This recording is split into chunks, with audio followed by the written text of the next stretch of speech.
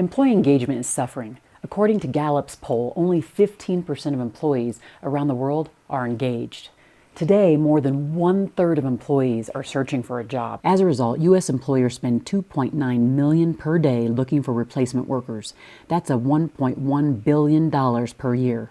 Yikes. In this video, you're going to learn about the war on talent concept and what you can do to keep your best people through the time when others are experiencing turnover. The first thing to consider is how inclusive you and your leadership team are in your decision-making process. Do you invite team members around the table to consider and find solutions for business challenges, or do you just make decisions in a vacuum without getting their input? I remember working in an organization, it was in a merger, and they were making decisions left and right and never including their employees, their customers in the journey.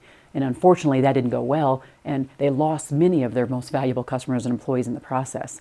We have to make sure that we're including people in that discussion. The second thing to think about is whether or not your employees feel appreciated for the work that they put in.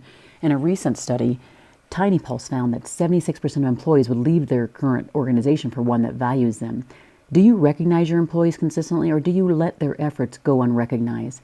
Employees want to know that you notice the good work that they put in to improve the culture and the organization. I remember working in my first law firm, and one of the partners would actually yell across the room and cuss at me if I didn't do something right. I'll never forget that. It made me feel kind of small. I definitely didn't feel appreciated for the work I did put in and for the things I did do well. We want to make sure we get this right. The final thing to consider to engage your employees and increase their loyalty to you is to spend time with them, not just going over projects and processes, but in finding out what is happening in their lives and even how you can be a part of it. They want to know that you care for them, not just for what they do for you, but for who they are inside and outside of work.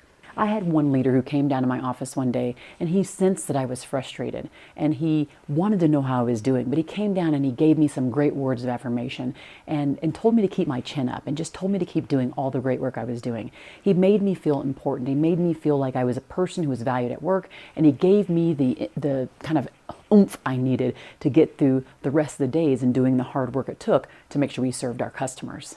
If you like this video, please do give it a thumbs up and subscribe, and then you can become a leader who leads by example and build a winning culture in the process. Be well.